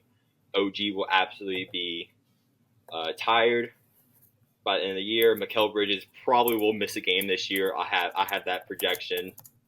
Hopefully not, because I want the streak to keep going. But I think Tom Thibodeau is going to run him to the absolute ground. And what else can I say? It's the Villanova Knicks. At number 8 here, I have the Phoenix Suns. Phoenix Suns is it's in a weird spot. Of course, you're going to year 2 of the trio: Devin Booker, Kevin Durant, and Bradley Beal. We actually seen Devin Booker play some absolute great defense during the Olympics. We saw Kevin Durant be the best USA Olympic player of all time. And you still have Bradley Beal, who will get you a bucket. He won't play the best defense, but he will get you a bucket. You have Nurkic. Not much to be said. He's an average to below average NBA player. You have Grayson Allen, who can shoot the ball cover off. The man can shoot the ball. He shot like 40% last year. Well deserved of his contract extension. You have Tyrus Jones, Josh Okogie. You still have a guy I really liked out of Kentucky with Ty Washington. He's still on this team. I don't think he's developed like they liked as they picked him up from I think the second round. Hopefully he can keep on going. He get developed. You got Monte Morris. And then I don't know if they got any rookies this year. I think it was Oso Agahodaro. I think that was his name. Yeah, that sounds right. I'm looking at my notes. Yeah, that's right. You have Royce O'Neal, where during the offseason, was the number one thing for this team was to keep Royce O'Neal because he's so valuable to their depth. Because honestly, he's their best depth player they have. Just going into next year, you have the main trio. You have a good starting 5. You just don't have good depth, and that's going to hurt them a lot. So hopefully a lot of the players that were depth last year can really develop into better depth this year. and hopefully they can play EJ Liddell. Shout out him. I thought he was going to be an absolute dog. And at number 7, I had the Bucks. Gabe pretty much covered everything I was going to say. It's definitely another uncertain team. Can they stay healthy? But as long as Giannis is there, they're going to be one of the contender. They're going to be one of the best players, one of the best teams in the East. And even though they might lose in the first or second round, Giannis is there, and it's all that matters. And then I'm just going to bypass the Bucks because Gabe pretty much covered everything I said. At number 6 is where I have the Mavericks. I didn't want to put them this low, but honestly, looking at this top 5, they're interchangeable with 5, any doubt in my mind. With number 5, but with 6, you have Luka, you have Kyrie, you have Clay. That's amazing. I'm perfectly okay with them having that. You have PJ Washington, you have Derek Lively, Jaden Harvey, still a pretty half decent NBA player. You have Daniel Gafford, and of course, it's painful to say, you have Najee Marshall. It's just going this next year. They're going to build off their last year's performance. They're going to be a top 6, top 5 team in the league, and it's just going to come down to the depth with Spencer Dinwiddie. Is he going to, play half decent basketball? Probably not. He's gonna be some random guy that's going to drop 30 probably in 5 days straight, and then go back to being Spencer Dinwiddie. They did pick up Quentin Grimes. I love Quentin Grimes. Always have loved Quentin Grimes. It's just going to come down to, is their depth going to be just as good as because they're losing Derek Jones Jr., which was rough towards it's like a bad pick. It's a bad release when you think what he did last year in the playoffs. More towards the end of the year, he was that go-to guy. But you're kind of hoping Dante Exum, whatever he took last year, I don't know what happened. He just started going off like crazy. Hopefully he can go back to that way, and they can just keep on building as they have had. So moving to the top 5 now. This is my favorites tier. Any of these guys I think could make a run for sure. Number 5, I have the Knicks. I'm really high on them. They have a really good roster, starting 5 at least. Depth, not great. Particularly in the front court. We all know they lost Isaiah Hartenstein. Mitchell Robinson, he started before. We know he can, but the issue is he's just not as good as Isaiah Hartenstein is. He's also more injury prone. If Mitchell Robinson goes down, it's really like Precious Achiuwa or Julius Randle. They might try at the 5, and that's just not going to work out very well. But the rest of their starting lineup, it's great. This is good stuff. Brunson, McHale, OG, Julius Randle, if he can stay healthy. He did not play in the playoffs last year. So an injury was a big problem. That's a big reason they went down. Pacers just kind of had their Mickey Mouse run. There's nothing the Knicks really could do about it because most of their guys were down. So we'll just see if they can stay healthy. That's a big concern. And then, at the center spot is a concern. Rebounding is an underrated part that they're going to be losing a lot of. Mitchell Robinson's a good rebounder. Isaiah Hartenstein was really, really good offensively on the glass. So that's a concern of mine. But I think the rest of their team is so good. Like even on the bench, they have Dante and Josh Hart. I think those are great bench pieces. I'll be talking about Josh Hart a little later. That will as well. I trust Tom Thibodeau. He's a good coach. He runs his guys into the ground for sure, no doubt. Um, we'll see. Yeah, you said McHale. We'll see if that streak continues this year. Um, yeah, that's about all I got for them. I'll just move right on to the fourth spot where I have the Timberwolves. I initially had them in the top three, moved some things around. I feel like this is a better spot for them. The Timberwolves, obviously, they're led by Ant, who's a top six player in the league already, in my opinion. Had a great playoff run, averaged 29 his first two series. And then, obviously, the Dallas series wasn't great. A bit of a fall off for the whole team, really, in that series.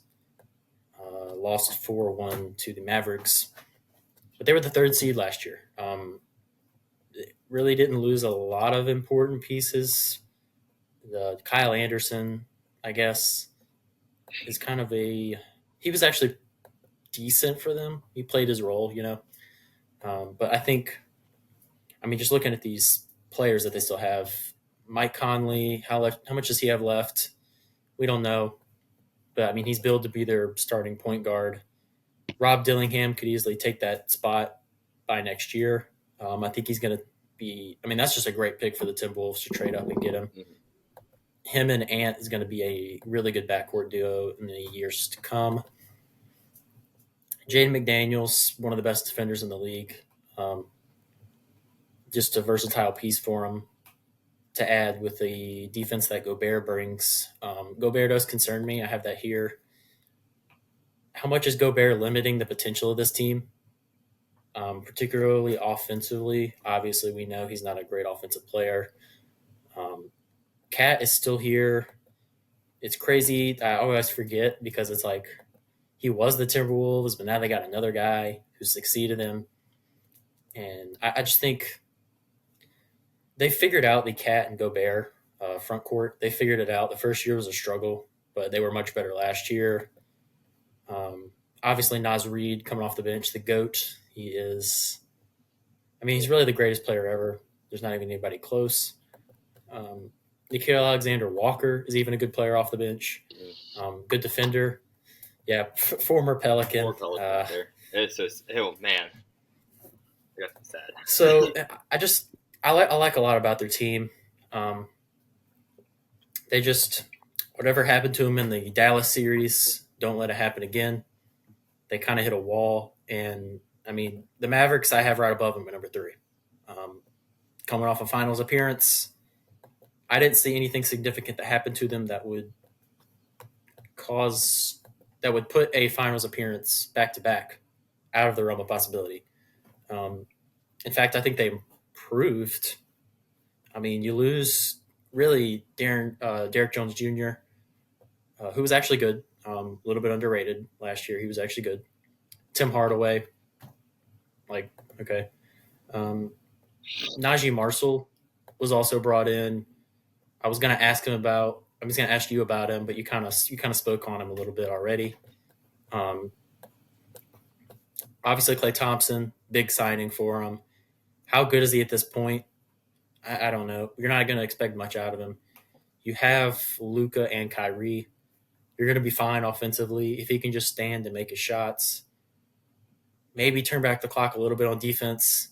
And then Q Grimes, you shouted them out a little bit. He's a pretty good player. I think he'll play a pretty good role with this team. Derek Lively had a great year last year. Was really good in the playoffs as a rookie. So that's a positive sign. They've really been looking for a center to really, be a consistent piece at center going forward. The past couple of years, they had Porzingis in there for a while. A couple years ago, didn't work out. Derek Lively looks like he could be the center that they've been looking for. Should just grow this year. He's already great defensively. And then who's going to start? I mean, you got PJ Washington, Daniel Gafford, Derek Lively. The front court, I don't know who's going to fill in those spots. I don't see how you could keep Derek Lively off the court to start.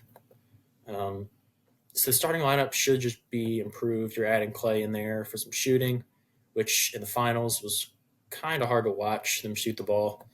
Very Um, much. and they've addressed it. So I commend them for doing so. Yeah, we'll just move. I think it's pretty much every. I'll just move right on to number two. I would have loved to put this team at number one, but Absolutely. you can't. You can't put them over the champs. It's the OKC Thunder. I love this team. There really isn't anything. I don't have many questions with this team. Um, Shea, Ludort, J Dub, Chet, Hardenstein. That's kind of what the starting five is probably going to look like. Maybe Caruso starts. I think Chet could play some four in certain lineups. You could have Hartenstein in there at the five. Chet, I'm not going to say he could be better as a four. I'm going to give him more than 1 year to show me something. But, we all saw him against Wimby. He got his stuff blocked, that's for sure. Um, so it's how can he play against top centers? That was always the biggest concern. Even when he was in college, obviously, you go in the comments on Chet's highlights and you're like, oh, wait till this dude plays Embiid or Giannis in the post, and he still has not filled out his frame. Um, so that's why I'm like, I think he could play some four. You bring in Hartenstein, great signing, great signing. You really needed the really the defensive presence. You needed the rebounding, the consistency. Hartenstein was very consistent last year. Alex Caruso, great move. Josh Giddey just didn't work out. Um, I'll just keep it in the basketball realm. It straight up did not work out for Josh Giddey. Like literally, he wasn't doing a lot when he was on the court. He was kind of the odd man out when you look at their lineup and how it's built. Um, so that's just a great move. I mean, you got Lou Dort and Caruso on the team. Those are like two top five for sure perimeter defenders. Who's I don't know how the starting lineup's going to look. It's not necessarily a question. You can't really go wrong with who you start. It's just how good their top, and you have Jalen Williams, the other Jalen Williams, also on the bench, who's a really good player. So the young core already brought them to a number one seed. I can't imagine what they're going to do this year. It's just going to be great. Mark Dagnall, coach of the year last year. He's a great coach, up and coming. This team's just going to get better. They could easily, they're going to make a finals run. That's my prediction. It's something would have to go horribly wrong. They're just too good. And then team above them, you can't put anyone over them. There's Celtics. I hate them, but obviously you can't put anyone over them. Coming back off the championship, they brought back the same group. They literally extended everybody, pretty much. They extended Drew 4 years, $134 million. Tatum, largest contract in NBA history, 5 years, $314 million. They gave Derek White a new contract, 4 years, $125. They brought back everybody. It's the same group. It's the same group that just won. The biggest question mark should only be for the first part of the season. Kristaps Porzingis had a bad injury, 5 to 6 month time frame. I already had the surgery, I think 2 months ago, maybe. But still, you're looking at December to January as the time frame when he would get back. But even you ask old man Al Horford to step in, he can still play center. And the rest of the other starting four are pretty good too. So I think they're going to be just fine. I'd like to note, maybe it's just me being a hater, Tatum kind of lost his shot last year. If you look at the percentages, especially in the playoffs, it's the Olympics still. He went 0-16 on jump shots in the Olympics, even when he was out there. He didn't play much, but I don't have the percentages for the playoffs, but I think his 3-point shot was pretty rough. Will that come back? That might be my only question with the contending status of this team. I don't think it's going to hinder him. It didn't hinder him last year. So that's my list. Yeah. I'm gonna make my final top five probably pretty fast because you covered a lot of it, and we're also going really fast on time. Yeah, we are. I just realized that. So number five is this where I have the Nuggets. I think the Nuggets and the Mavs are pretty much interchangeable. Um, yeah, cool. Yes, they lost KCP. Yes, they lost Reggie Jackson. I mean, you're replacing Reggie Jackson with Russell Westbrook, which isn't that bad. He's gonna be a good backup point guard, but you still got Jamal Murray, Aaron Gordon, Michael Porter Jr., and some guy that won MVP a lot, Nikola Jokic. You have Christian Braun still on this team, which, if you probably remember, absolute dog. Peyton Watson. You have Julian Strother, was their rookie last year. He's gonna be pretty good. And they also picked up Dario Saric, and they picked him up, or they picked up recently. He's still out. He's still a about stretch four, stretch five. He's not gonna play the best of defense, but he will absolutely still like get a bucket every now and then. Um, but like I said, they're going to be a top five team in the league with Jokic. Jokic probably going to win MVP this year. But that's not my pick because their fatigue does exist. Also, I want to point out that they have the third Jalen Williams at Auburn. He's not really even good, but I just want to point that out. He's got drafted this year. At number four, we have the 76ers. 4 and 3 are interchangeable for me. You pretty much covered a lot of it. We have Embiid. You have Tyrese. Kelly. I want to shout out Kelly Oubre, Andre Drummond, Caleb Martin, Paul George. They picked up Jerry McCain in the draft. They got Reggie Jackson. They're a very complete team. Just a big problem with them. Are they going to stay healthy? If they stay healthy all throughout regular season and really a lot during the playoffs, they could be the team in the East to challenge the Celtics. I really like Jeremy McCain out the draft. He's gonna shoot the ball and act very zesty while doing it. But what can I say? I'm all for it. No pause. I want to shout out Eric Gordon for a second. I actually forgot this man's still in the league. He's going into his 16th season. He's been in the Rockets for feels like forever now. But shout out Eric Gordon. Shout out Kyle Lowry, still being on the team. He's in 18th season. It's probably his final season. So being the backup point guard, they're having that backup point guard would be pretty good. And I think all in all, they're going to be perfectly okay. Like I said, they're interchangeable with my third team, which is the Timberwolves. Anthony Edwards. They have, even though I don't like Rudy Gobert, really, he's still one of the best defenders in the league. You got Karl-Anthony Towns. You have the GOAT, Nas Reed. You have Rob Dillingham. You have a guy that you didn't mention, Terrence Shannon Jr. He's an absolute bucket and a half. But the only thing, he's also 24 years old. So hopefully he can play good while he's, at the younger of the age before it. But he has a lot of questions still about his game with defensively. But he's still an absolute dog. I want to shout Luka Garza, former Player of the Year, Iowa legend, probably their best player in all Iowa history. He could be a good backup backup center in any other team. But unfortunately, he's stuck on this team where they have good 4s and 5s.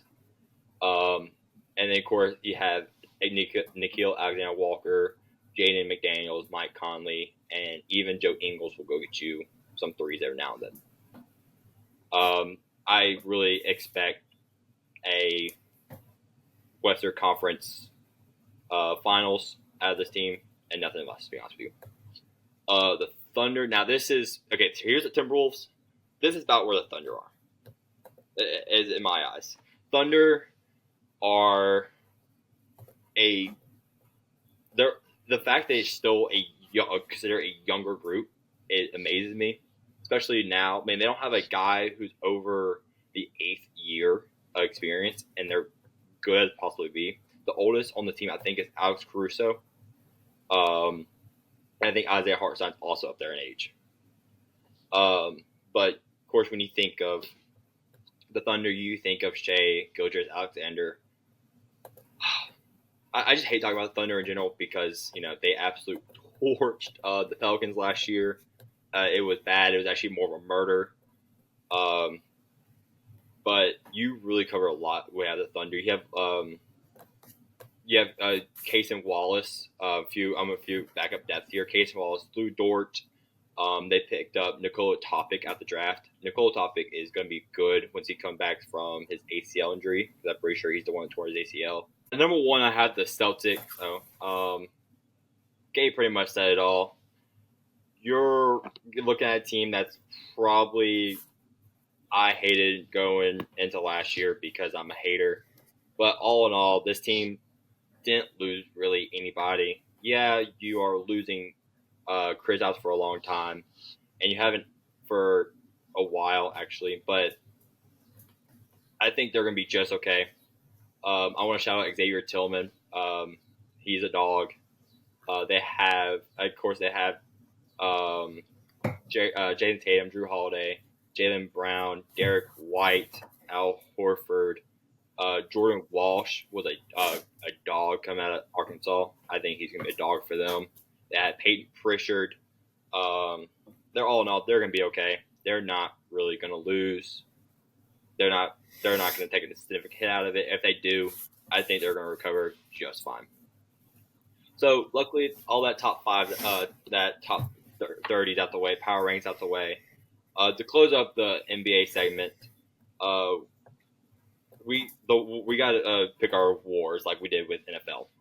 So of course, with all awards, we have the main 6 awards at MVP, Rookie of the Year, Sixth Man of the Year, DPOY, Most Improved, and Coach of the Year. So we're gonna start MVP. Gabe, you want to go? Give me your winner in the dark horse.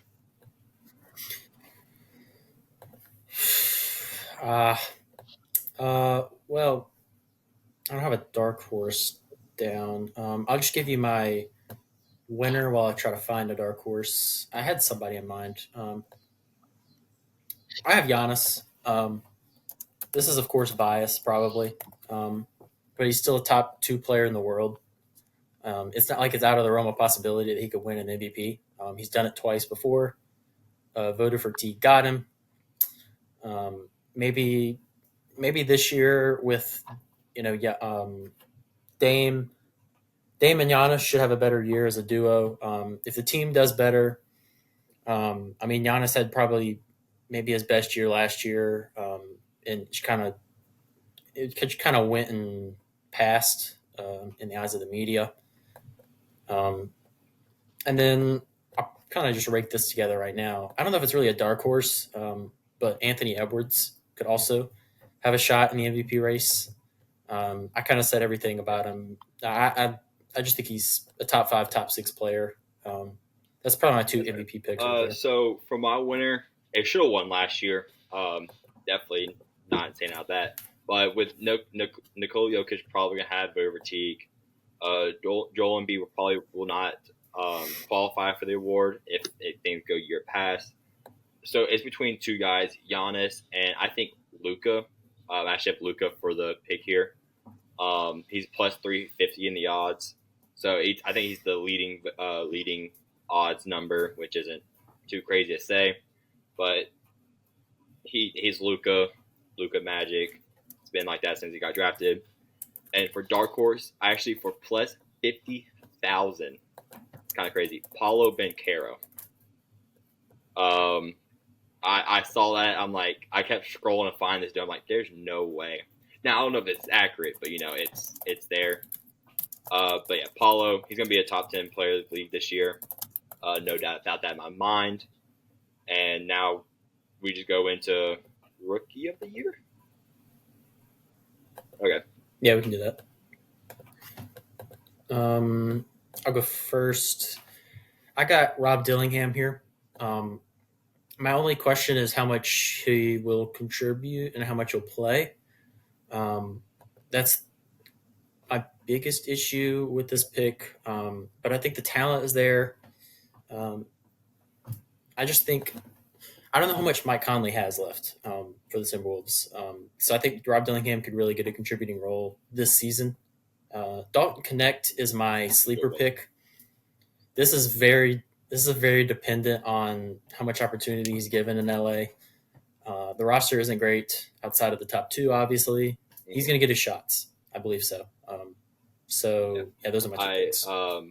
My winner is actually going to be Reed Shepard. Out of the Rockets, I loved him coming in the draft. He's gonna get buckets. He's gonna play. I think some decent defense. He was a bucket at Kentucky. He's gonna be a bucket for the Rockets. It's just gonna come down to the fact is where he's gonna fit on the Rockets. Um, but I think he's gonna have no problem just sliding into the starting rotation. And for my dark horse, I actually have Kelly Rare out of the Miami Heat. It's just he looks so good during summer league. I wouldn't be surprised if the Heat did it again and just found some random dude at the street that can play some basketball. We've seen him doing years past. Jaime Hawkins last year. Wouldn't be surprised if it's again this year. I guess with that we go into DPOY. Yeah, we can do DPOI. I feel like we have the same pick. It's Wemby. That should be right? obvious. I don't have a dark horse. There's no need. It's going to be Wemby. I don't see how he's not going to win. I completely agree. And if any sort of world Wemby doesn't play 65 games, the dark horse I had is Evan Mobley. His odds are actually at plus 3,000, which I'm not surprised. Wemby's actually at negative 190, so you actually be losing money if you bet some sort of smaller cash. So, I mean, if Wemby does not play 65 games, I will be absolutely shocked and be sad at the same time. But he's going to win Defense Player of the Year, no doubt about that. And that was a fast one. Let's go into the Sixth Man of the Year. This one's going to be interesting. This is kind of, I believe I looked on DraftKings. He was the second favorite. It was Naz Reid. It's an easy pick. He's only behind Malik Monk on DraftKings, which is another kind of, standard pick. I just think it's all laid out for Naz Reid to succeed off the bench. He had a great year last year. For my sleeper, there's some bias, but I mean, he's been in contention the past few years. It's Bobby Portis. I think he's gone really underrated. He's always in these most improved races, like on the outskirts. He just kind of gets forgotten about. DraftKings has him at plus 1,400 in the odds. I kind of have a secondary option here too. I have Josh Hart as my dark horse, plus 1,800 on DraftKings. So a little bit of a dark horse pick on both of those guys. Not much needs to be said. They're both going to play their roles off the bench, and they're going to do very well. Yeah, for my six-man year, I'm actually going to go with Malik Monk. If he even comes off the bench this year, I've seen reports that he might just go be starting role. But honestly, if they should keep him at the bench, let him just cook from there. But if he doesn't qualify for six-man of the year, it's going to be Naz Reid. He has all they both have the tools to succeed at this position. And my dark horse is actually probably could be the six-man of the year is going to be Josh Hart. Now they probably have no choice to put him on the bench, but knowing Tom Thibodeau, if Mitchell Robinson goes down, he'll probably be put at center. If that happens, I will be going crazy because I actually had Josh Hart at center one game in 2K because he is set as a power forward. Don't know why, but he is. So that's pretty much it. So now we're going to go into most improved. Well, if I already had him on an award, it's Wemby. This is my obvious pick. I think he's the favorite.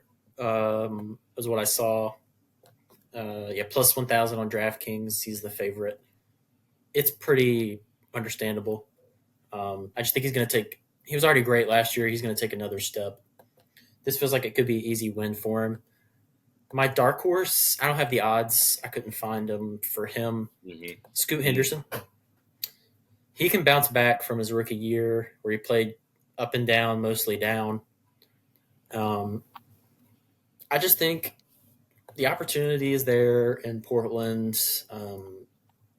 Just the team around him is horrible. We went over that. The opportunity is there for him to succeed um, and just bounce back from last year. Yeah. Um, so for a winner, um, I have pretty much two winners. I think they could both be it. One is Wimby, but knowing voter rights, it probably not won't be him. I actually can see Jonathan Kuminga come snipe this award.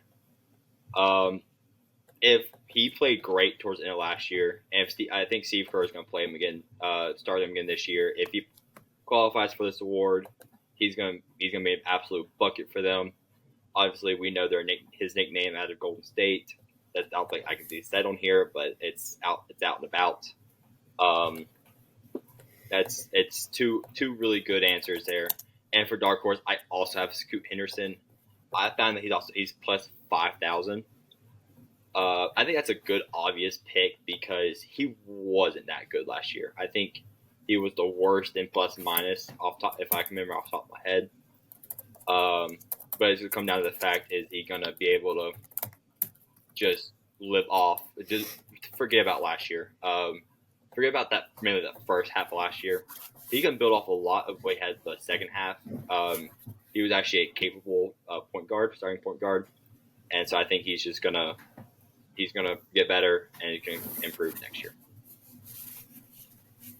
All right, last and final award and final finish this segment. I think we're over 2 hours in of doing this. So, Coach of the Year. Well, I just looked it up. He is the favorite right now. It's Ime Udoka for the Rockets. I already spoke about it before. They could shock a lot of people this year. They got the young pieces, and if all the young pieces can develop, that's really going to raise the ceiling of that team. And he's already had a good year in Boston, so we know he's a good coach. We know he'll lead these guys. Kind of an underrated pick, plus 1,400, Taylor Jenkins with the Grizzlies. That's kind of my dark horse. I spoke about it earlier. I'm high on the Grizzlies. I moved them down in my rankings, but they could easily shock a lot of people if Ja returns to his form where they were leading. I'm just really high on the Grizzlies this year. Taylor Jenkins is a good coach. We know this. So yeah, those are my two picks. For winner, I completely agree. I think it's gonna be Ime Udoka. It's just gonna come down to the fact is how the Rockets team gonna do. I really had Joe Mazzulla here, but everybody knows they're the best team in the league, so it's really I think it's gonna be Ime Udoka as well. For my dark horse, I've read that their media is gonna count this team out. My dark horse is gonna be Doc Rivers. If they perform like they have in the past, and I think they're going to shock a lot of people. A lot of people count them out because their bench is all right. Their starters outside of Giannis is good, but that's what the media is saying. It's just a whole bunch of uncertainties when it comes to the Bucks, and I think they're going to be perfectly okay. Doc Rivers is going to come straight in. He's going to have this team right. Now playoff time, there's no telling. But all in all, thank y'all for listening. Just last little things. Franz Wagner does not deserve the contract. Pat Connaughton is mid. He needs to be released from the league and sent to China. Pat Beverly won't survive in Israel. The Nets are terrible. Pelicans are winning the league next year. And Bobby Portis is my GOAT. And we thank y'all for listening to Beyond Ball. Hopefully this comes back. This should be by Thursday. Y'all seeing this. So hopefully that comes out by then. But thank y'all so much, and y'all have a great day.